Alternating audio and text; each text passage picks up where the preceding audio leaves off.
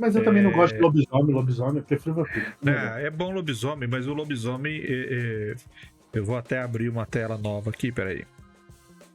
Vamos falar de lobisomem, porque a gente tá focando muito em vampiro. Mas é o seguinte, o lobisomem também faz parte desse cenário, tá? Ele tem os livros próprios, as regras próprias e tudo mais. E quando surgiu o lobisomem lá na segunda edição, que ele pegou força mesmo e tal, nossa, era uma bosta. Me perdoe os fãs, mas era uma bosta. Porque você pegava o livro de vampiro, o vampiro sozinho batia em 6 lobisomens. Comia fantasma com canudinho. Ele saía drobando a mão em tudo quanto é criatura sobrenatural. Você vai falar das fadas também? Ele faz tudo que ele quiser. Ele puxa as faixas da múmia pra usar de meia. Aí você pega o livro do lobisomem, um lobisomem sozinho acabava com a camarilha inteira.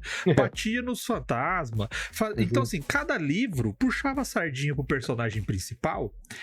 E você ficava com um troço totalmente desbalanceado, totalmente fora. E aí você perdia o lance da maldição, você perdia o lance daquele negócio. Aí ficou meio que uns ecoterroristas, uns caras que eles eram violentos, mas podia ser do bem. E sabe o que é mais estranho? Era que você não conseguia adaptar as coisas de outro livro. Então, assim, se eu queria, achei legal que no lobisomem tem esse clã de lobisomem que faz isso especificamente. Como é que eu vou adaptar? Você não consegue. Você tem não que consegue, ficar. Era bosta. Você tinha que pegar lá no manual do vampiro, pegar a ficha do lobisomem e usar ela. Senão não dava. E sobrepõe, né? Que o Marcelo tava falando sobre tecnocracia, por exemplo. Ninguém fala de tecnocracia pra vampiro, pra lobisomem, ninguém fala de Wild, de Wyrm, pra vice-versa. Então... Isso aqui é engraçado. Eu mestrei uma mesa de Mago Ascensão uns meses atrás e eu usei o livro antigo, né? E eu acho engraçado porque quando ele fala quando ele vai citar das magias de vampiro, ele fala que é uma magia diferente que os magos não entendem. Sabe? Tipo, cara, visivelmente, tipo, não, nossa. Não dá pra entender. Cara, eu como escritor, eu me sinto mal, sabe? Fala, cara, era só você parar, sentar um pouquinho, pensar numa desculpa coerente, cara. Não tem. É que a origem é diferente, o poder do vampiro vem da maldição dele. Então os magos não conseguem replicar, porque é derivado da maldição. Pra você fazer, você tem que ser amaldiçoado. Pronto, explicou. E mas você tudo simples, porque é mágica. Foi bem perto. Ele tem o Tremor. Mas ele não vira. Mas eles não deixam de ser. Eles deixam de ser magos, né? Quando eles são abraçados. Mas eles deixam que a fonte do poder é diferente. Inclusive, o pessoal que conhece o Mago Ascensão e sabe que também de vampiro, eles ficam naquela coisa de o Tremor fez certo? Ele ficou realmente mais poderoso? Isso, 3 horas de live, porque dizem que o Tremor, ele. É essa coisa, né? A gente nunca tem certeza, mas o que há por trás disso tudo é que o Tremor sabia que aconteceu o que aconteceu. Ele ia perder os poderes de mago, mas ele fez propositadamente. Porque ele queria a imortalidade, né? Isso, Algumas pessoas acham que ele sabia que ele ia perder o poder dele, de mago. Mas o quanto isso é verdade ou não é, aí cabe cada um analisar. Eu, particularmente, acho que é verdade. Acho que ele sabia. Talvez os outros do círculo não, mas ele com certeza. Assim. Não, mas, assim, eu acho que a história é mais interessante a gente não saber se ele sabia ou não. Eu acho que fica mais interessante para os... Tipo assim, se o jogador for investigar isso, eu acho que é mais interessante deixar sempre ambíguo. Eu acho que dá um flavor a mais. Mas assim, quando a gente fala de outras, né, das outras vertentes do World of Darkness, cara, eu acho que é muito ruim você não conseguir juntar um manual com outro manual, assim, sabe? É muito triste. Eu acho que eu acho que a questão toda da causa dessa confusão é porque eles não foram, corajosos o suficiente. Porque, a gente vai falar isso no momento, né? Mas o Vampiro à Máscara meio que ficou louco a coisa. A quantidade de livro e suplemento que foi surgindo pra tudo. A coisa foi se perdendo um pouco. Não, de romance de clã, então. Romance. Nossa, cara, um monte de livro. Não, eu coleciono e às vezes eu tô olhando na internet e falo, gente, que livro eu nunca vi isso na minha vida. Eu vejo isso há 20 anos, nunca vi. Então tem tanta coisa e isso foi pra atender uma demanda do público. Pra ganhar dinheiro em cima. Não que seja ruim o material em si. A gente pode que eles fizeram isso tudo pra ganhar dinheiro. Não há a mesma questão artística que estava, pelo menos no mesmo nível na minha concepção, no início de tudo. Então eu fui pra ganhar dinheiro, não que seja ruim, eu gosto, como eu disse, eu coleciono, eu compro tudo. Então eu gosto de ler, isso tem efeitos. É você tá? que financia isso. Sou eu que financio. Então eu acho que isso tem efeitos negativos, que a gente pode falar depois, mas eu acho que eles tinham que ser mais corajosos. Eles tentam, às vezes, dizer do tipo, quando você tiver botando um lobisomem na sua crônica de vampiro, ele é um coadjuvante, assim. Não se preocupe em fazer essa relação. Eu entendo que podia se esforçar um pouco mais, mas a questão é essa, eles não tiveram coragem de assumir a verdade. Tipo, você não precisa comprar o livro do lobisomem pra colocar um lobisomem na sua mesa. Coloca o jeito que você quiser, dá rapidez 2 pra ele. No modo, na terceira edição, acho que fala um pouco disso, essas relações. Ele Inventa faz um bichão. uma ficha, assim, uma ficha meio Vampiro. padrão. De vampiro pro lobisomem. É isso, eles vão ser mais muito corajosos. Eles vão ser mais corajosos nisso, olha. Mas não, aí não vai vender o lobisomem, né? Tem que vender. A gente falando de não misturar sistema de alinhamento se o vampiro é bom ou não quer, ou se o lobisomem é bonzinho, né? Eu vou fazer uma mistura aqui de Papo 70 com Papo 69.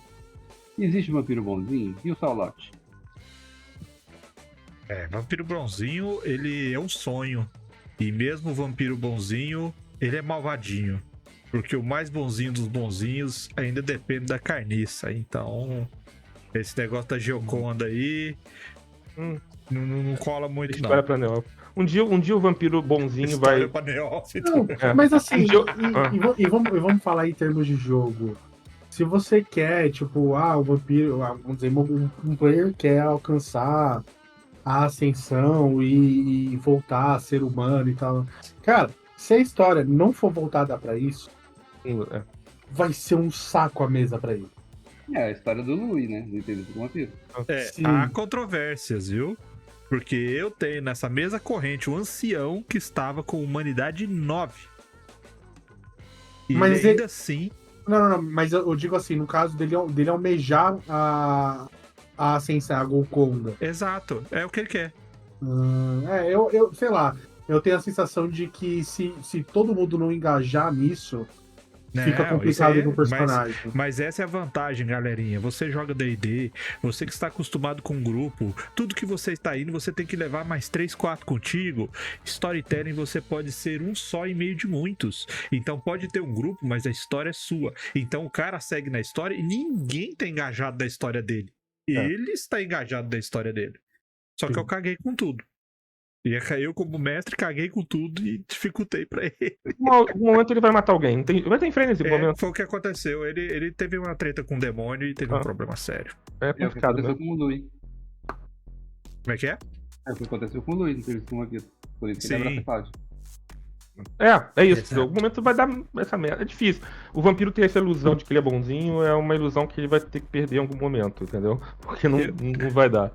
Eu queria voltar naquele assunto do Marcelo, porque eu acho que assim, a gente tá nos papos de mestre nosso, a gente tem muita interação no chat. Muito obrigado, galera do chat. Só que a gente tá esquecendo que a galera tá pagando as moedas. Então a primeira coisa aí, Jesus, nós vamos restabelecer esse sisteminha de moedas pra dar prioridade pros gastos de moedas. Porque mas o Marcelo gastou moedas. Ele botou as moedinhas, né? Ele merece apesar da gente não ligar muito pro Marcelo, ele merece atenção. Não, que isso, meu mestre preferido de D&D. Então, assim, ele falou da tecnologia, do uso da tecnologia sem ser vampiro, né? E a gente esquece, às vezes, de colocar. Então, eu vou falar aqui, particularmente, o que eu acho que cada um dá seu pitaco pra gente seguir também, que é o seguinte, a tecnologia é inerente do ser humano. Tá? A tecnologia é inerente do ser humano. E quando você pega esses outros seres, por exemplo, o vampiro é um anacronismo, ele é perdido no tempo. Ele foi transformado ali e ali ele fica. Então, muitas das vezes, ele começa a ficar tão vislumbrado pelos poderes dele que ele vai ficando na medida em que a tecnologia que ele conhecia foi. E ele pode até conhecer mais, mas é uma questão de interesse. Você não precisa mais. Ele vai perdendo a humanidade até conforme o tempo vai passando, porque ele vai se distanciando cada vez mais, né?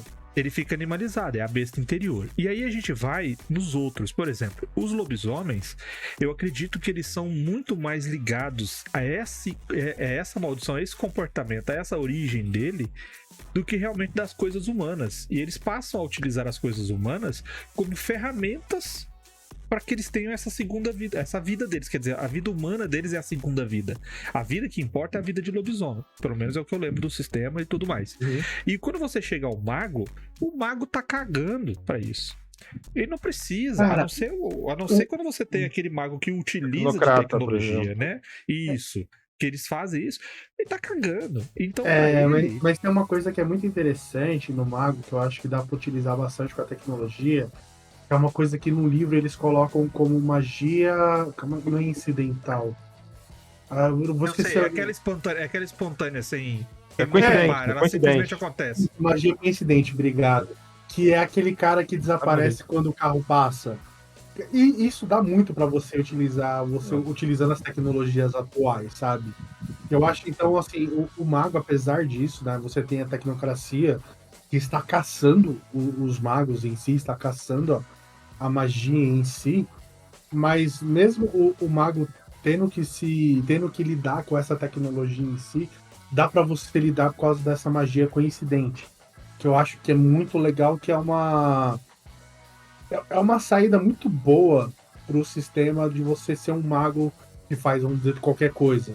Você quer fazer bola de fogo? Você pode fazer bola de fogo. Você faz a bola de fogo e um cano de gás explode. É uma bola de fogo, não deixa de ser, entendeu? Eu acho legal isso é uma coisa que o próprio sistema ele incentiva os jogadores a fazer, né? Porque é o melhor do mago. É a melhor coisa do mago é isso. Porque o próprio sistema ele fala, cara, não importa o efeito que o mago quer fazer, peça para ele descrever como ele vai fazer. E como vai ser o efeito, o que vai acontecer. E a partir disso, ele vai falar, eu quero fazer uma bola de fogo. Tá, como você vai fazer? Eu quero fazer, tipo, um anime, digamos que ele esteja perto de um posto, um cara que tava abastecendo esqueceu de tirar a mangueira a mangueira lá do pra abastecer humano. Também, sabe? E aí pega fogo, e isso pode ser. E isso vai dar bônus na hora dele fazer o teste, ou vai dar redutores na hora de fazer o teste. Então isso que eu acho legal, assim, o próprio manual do mago, ele tira do mestre como é que vai ser. E ele deixa totalmente na descrição do jogador como é que ele vai fazer a magia dele. E aí, cara, eu acho que você consegue sim burlar a tecnologia mais tranquilamente, sabe? Porque ele sabe que qualquer lugar que ele for, ele vai ter uma câmera olhando pra ele. Ainda mais hoje em dia, né? Então eu acho que o mago ele se sai muito bem, assim. Inclusive, é um manual que eu estou muito ansioso para eles lançarem a nova versão, porque eu quero ver como é que eles vão adaptar o mago para o mundo atual. Porque... Quero ver a tecnocracia, como é que vai estar hoje em dia. Sim, porque quando eu fui ler esse livro é de 2002, sei lá, uma coisa assim, e tem muita coisa ultrapassada, assim, tem muita coisa que você tem que adaptar, porque tipo, que mudou muito hoje em dia.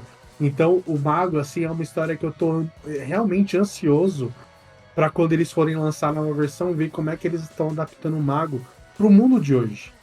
Sabe? Como é que o Mago vai funcionar no mundo de hoje.